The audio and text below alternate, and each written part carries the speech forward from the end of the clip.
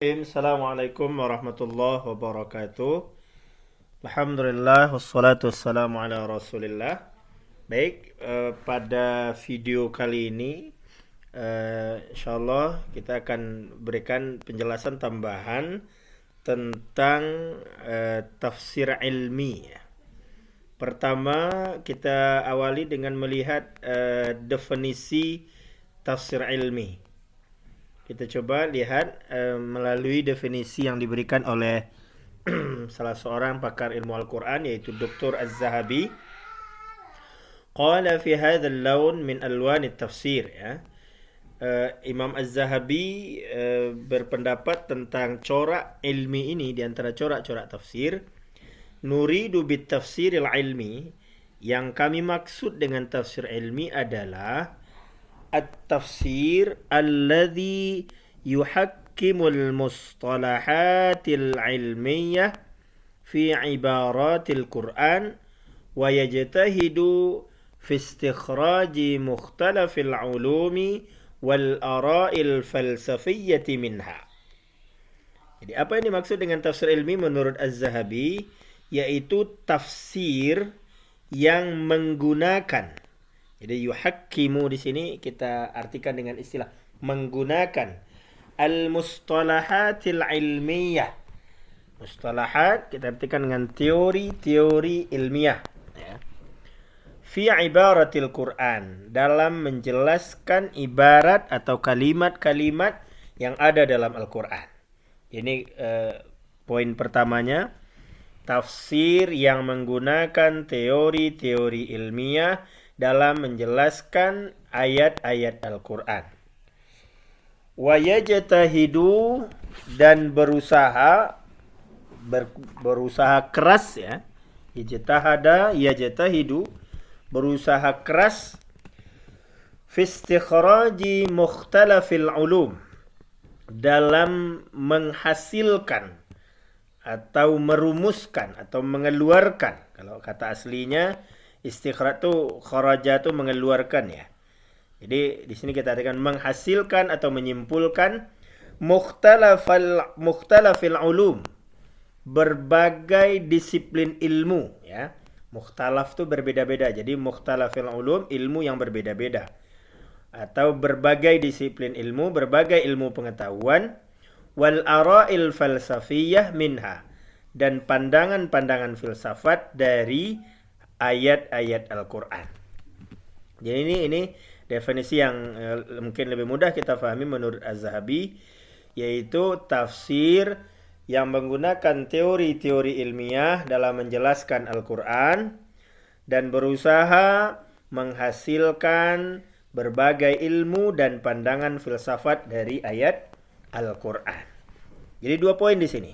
Pertama, menggunakan teori untuk menggali makna ayat. Yang kedua, dari ayat juga dihasilkan berbagai disiplin ilmu dan pandangan-pandangan filsafat. Nah, ini definisi tafsir ilmiah.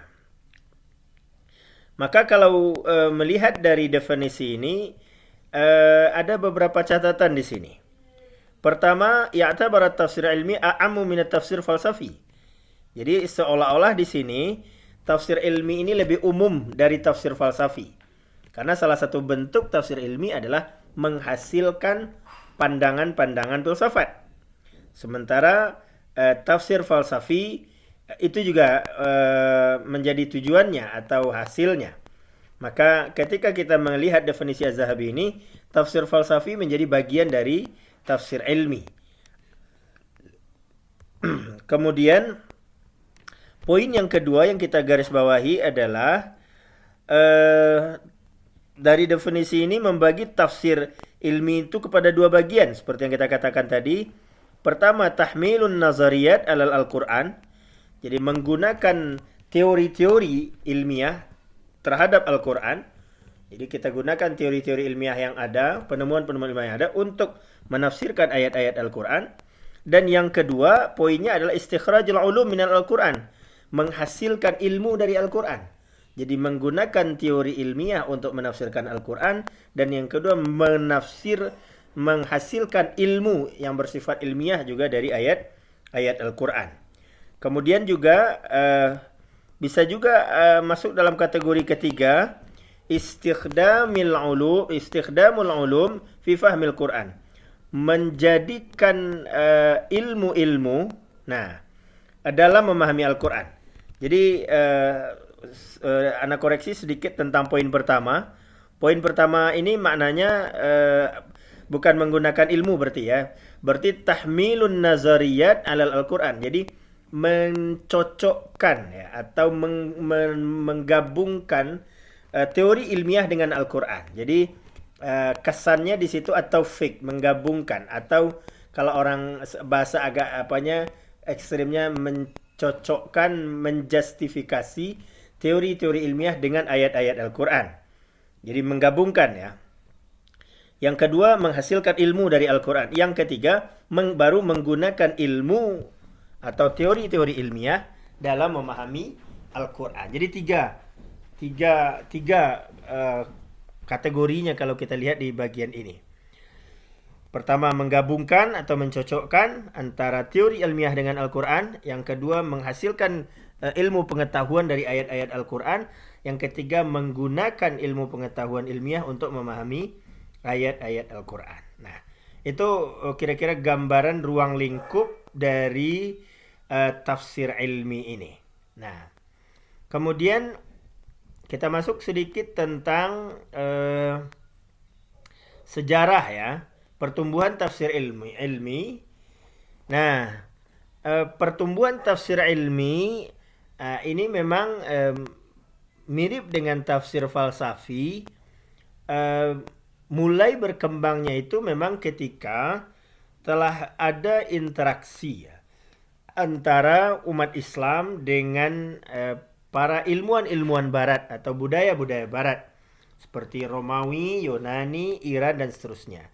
Kemudian juga ada gerakan penterjemahan ya, buku-buku dari ilmuwan-ilmuwan Romawi, Yunani, Iran, Persia ke dalam bahasa Arab. Nah, terutama perkembangan itu yang dahsyat itu adalah pada dinasti Abbasiyah pada zaman Khalifah Harun Ar-Rasyid. Nah, jadi dengan interaksinya itu banyaknya diterjemahkan ilmu-ilmu kedokteran, ilmu filsafat, dan berbagai ilmu-ilmu lainnya. Inilah yang kemudian menjadi bibit awal dari munculnya tafsir ilmi. Sehingga muncullah seperti kitab tentang yang Al-Qanun karangan Ibnu Sina ya, dalam masalah filsafat, kemudian kitab Asy-Syifa Ibnu Sina, dan juga dalam masalah perbintangan juga, dan berbagai tokoh-tokoh lainnya.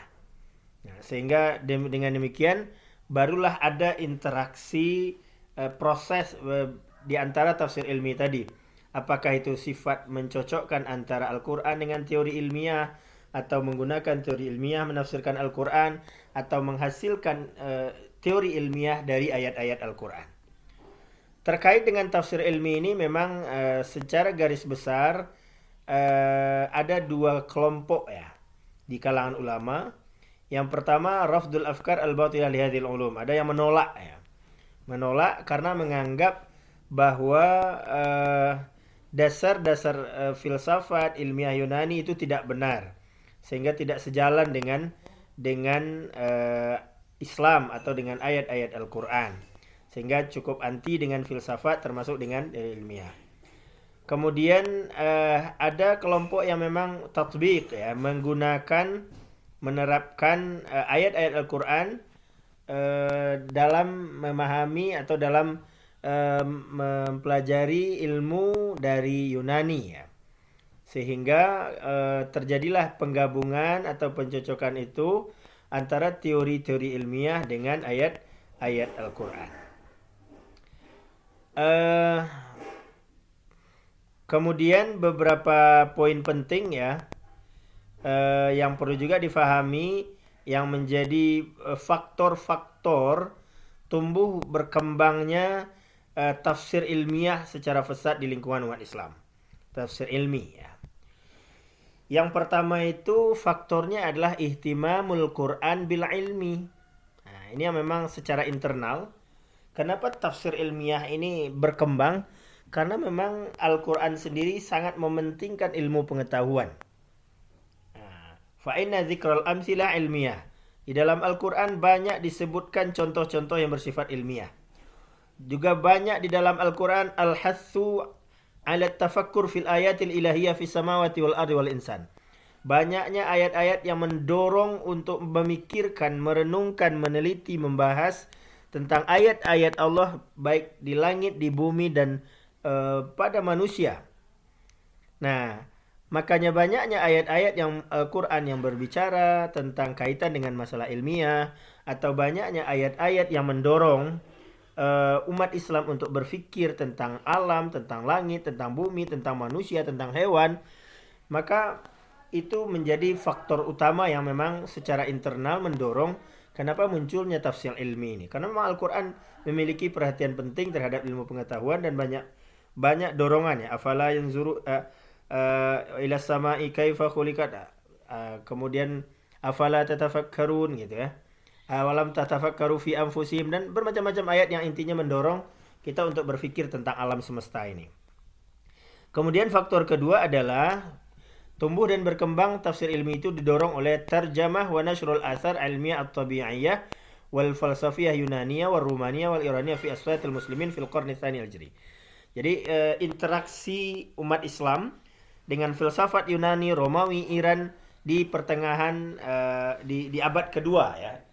Jadi memang banyaknya terjemah dan penyebaran ya ilmu-ilmu pengetahuan alam, filsafat Yunani, Romawi, Iran di tengah umat Islam pada abad kedua. Jadi memang faktor terjemahan ya, penterjemahan buku-buku barat itu menjadi faktor yang sangat penting juga kenapa tafsir ilmi menjadi sangat berkembang dalam umat Islam.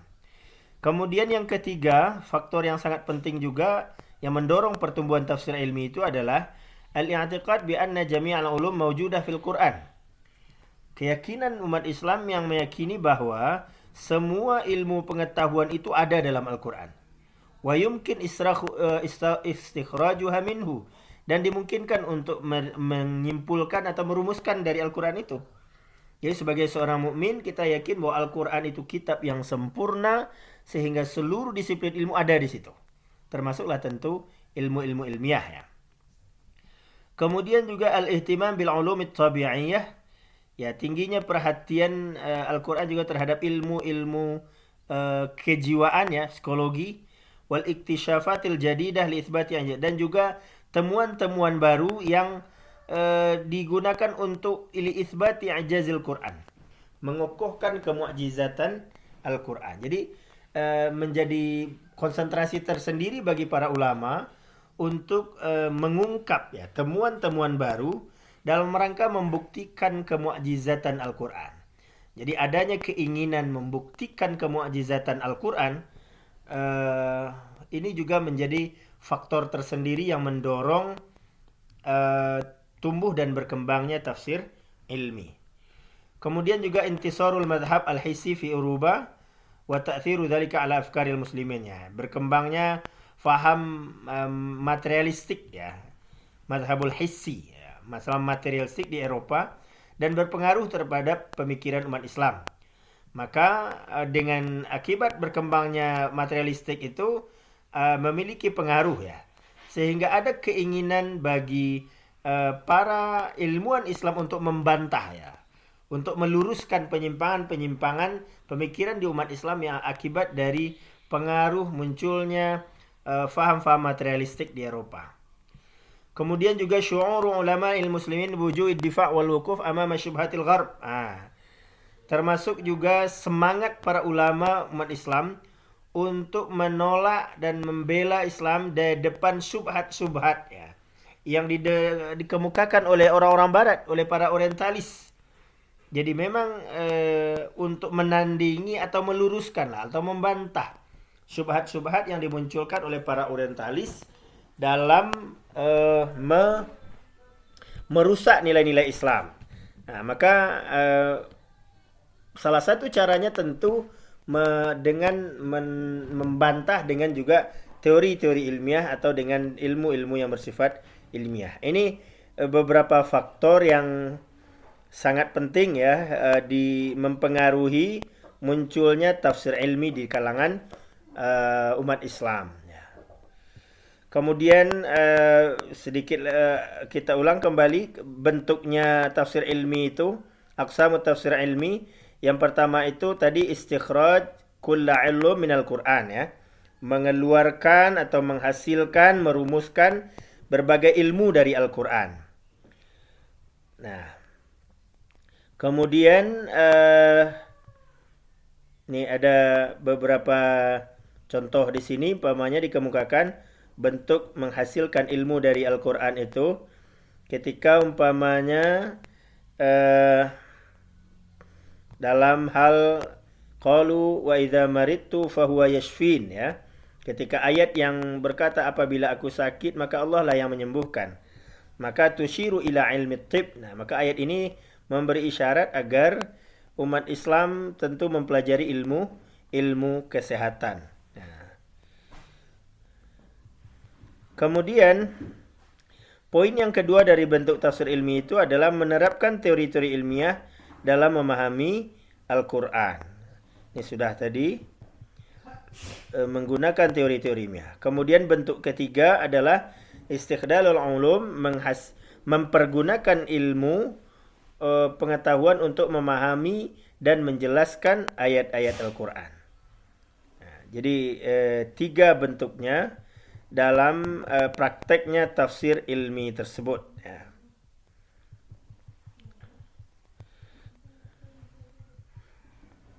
Kemudian berikut perlu juga kita fahami beberapa dawabit ya, beberapa rambu-rambu, beberapa aturan tentang tafsir ilmi ini agar tidak menyimpang ya, sehingga memang tetap tafsirnya berada dalam koridor yang benar.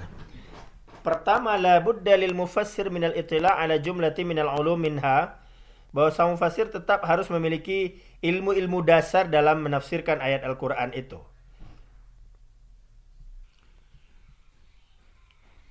Oke, baik. Jadi itu dawabit pertama. Seorang mufassir tetap harus memiliki sejumlah disiplin ilmu yang sangat penting dalam menafsirkan Al-Quran. Seperti tentu ilmu lughatul Arab. Ya, nggak mungkin tanpa ilmu bahasa Arab dia menafsirkan Al-Quran. Jadi sehebat apapun dia dalam masalah ilmiah, pakar fisika, pakar biologi, tapi kalau dia nggak ngerti bahasa Arab, maka dia tidak akan bisa menafsirkan ayat-ayat ini.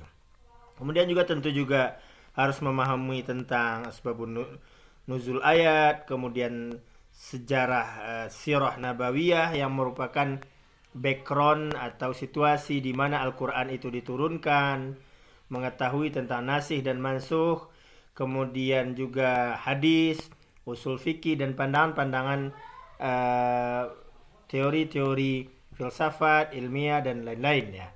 Jadi pada dasarnya seorang mufassir ilmi tetap harus memiliki sejumlah ilmu-ilmu dasar dalam menafsirkan Al-Quran seperti bahasa Arab, hadis, fikih dan berbagai ilmu-ilmu lainnya, ilmu Al-Quran tentunya.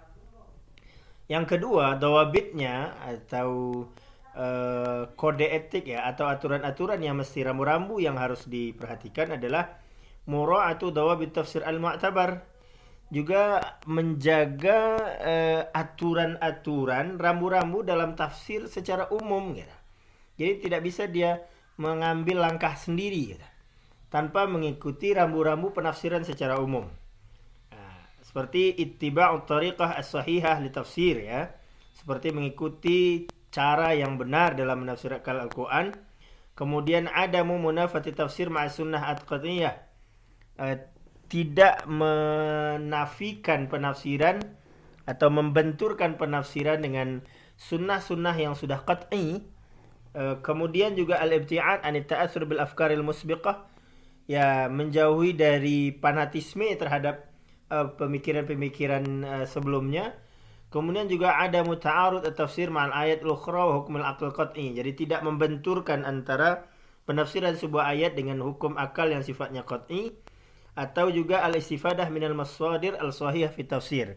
juga merujuk kepada sumber-sumber yang benar dalam penafsiran Al-Quran. Jadi tidak boleh lepas dari rambu-rambu penafsiran itu secara umum. Kemudian yang ketiga, rambu-rambunya, dawabitnya adalah al-ibti'ad anil tafsir bir-ra'yi, menjauhi tafsir bir-ra'yi, wa taqlid baqiyatul mufassirin, dan taklid terhadap mufassir-mufassir sebelumnya. Jadi tidak boleh istilahnya hanya memang mengandalkan logika dalam penafsiran Al-Quran atau tafsir bir-ra'yi, atau memang taklid dengan pandangan-pandangan mufassir sebelumnya. Ai la budda lil mufassir, artinya seorang mufassir itu harus min akhdhil qara'in al-aqliyah wan naqliyah binazril i'tibar. Harus melihat karina-karina akliyah dan nakliyah untuk diperhatikan, untuk dijadikan sebagai dasar sebelum mengungkapkan, mengedepankan penafsirannya. Jadi betul-betul ada analisa gitu. Jadi jangan hanya sekedar merujuk pendapat ilmiah atau merujuk pendapat sebelumnya tanpa menganalisis lebih dulu, menganalisa atau mentarjih lah setidaknya terlebih dahulu. Itu 3 rambu-rambu dalam konteks tafsir ilmi secara umum. Samping itu juga ada dawabit al-khassah fi manhaj tafsir ilmi. Ada juga dawabit yang lebih spesifik juga dalam manhaj tafsir ilmi itu. Pertama, dalam hal tafsir ilmi dengan menjadikan ilmu pengetahuan hasil penelitian atau teori-teori yang ditemukan untuk dijadikan sebagai dasar tafsir. Jadi salah satu bentuknya tadi kan menjadikan hasil-hasil temuan ilmiah, teori-teori ilmiah untuk menafsirkan. Nah, dalam melakukan hal ini juga ada rambu-rambu yang harus diperhatikan. Jadi tidak sembarang ambil saja teori-teori ilmiah lalu kemudian menjadikannya sebagai penafsir dari Al-Quran, tapi juga ada rambu-rambunya. Yang pertama, yumkinu tafsirul ilmi ala hasil ulum tajribiyah idza kanat qat'iyyah wa yaqinah. Dimungkinkan menafsirkan Al-Quran dengan dasar-dasar ilmu penelitian, hasil penelitian atau teori-teori hasil penelitian itu ketika teori-teori itu sudah bersifat qat'i dan yakin. Artinya tingkat kebenarannya itu sudah bisa dipertanggungjawabkan, ya, qat'i dan meyakinkan. Jadi tidak sembarangan teori-teori ilmiah itu yang juga bisa dijadikan sebagai dasar penafsiran Al-Quran, untuk menafsirkan Al-Quran. Yang kedua juga yumkin tafsir Al-Quran binazril ilmiah al-maqbulah indal ulama. Juga dimungkinkan menafsirkan Al-Quran dengan pandangan ilmiah yang diterima oleh para ulama. Jadi adalah pandangan-pandangan ilmiah yang diterima oleh para ulama. Walakin yajibu adamu nisbatiha ilal Quran.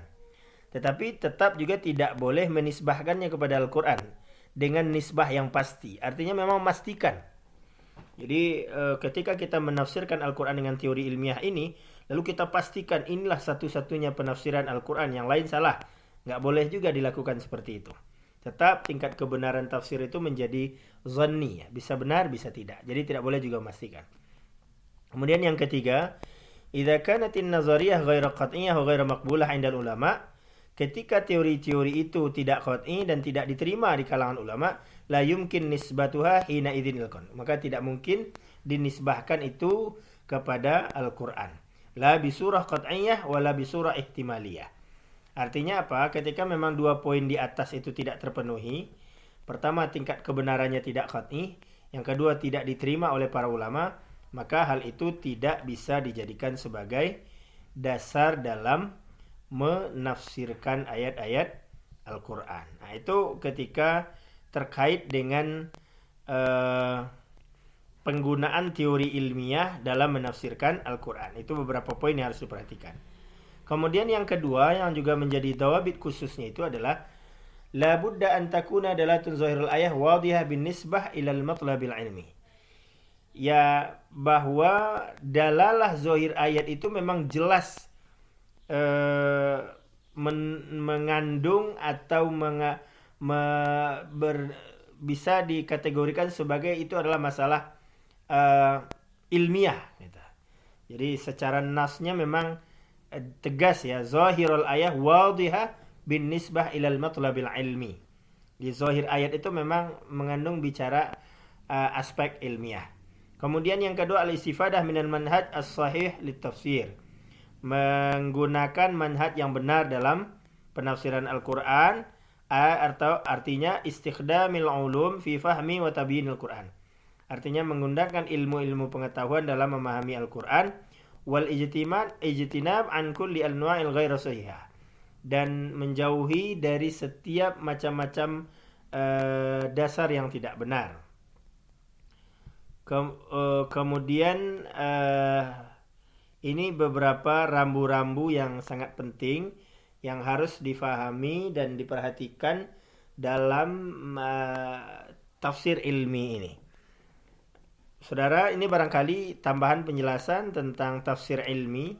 Artinya sebuah penafsiran yang menggunakan teori-teori ilmiah dalam menafsirkan Al-Quran, atau sebuah tafsir yang menafsirkan Al-Quran atau mengeluarkan teori-teori ilmiah dari Al-Quran, atau setidaknya minimal menggabungkan atau mencocokkan antara teori-teori ilmiah dengan ayat-ayat Al-Quran. Inilah yang dalam kajian ulama disebut dengan tafsir ilmi. Demikian saja barangkali, mudah-mudahan bisa difahami. Terima kasih, mohon maaf. Assalamualaikum warahmatullahi wabarakatuh.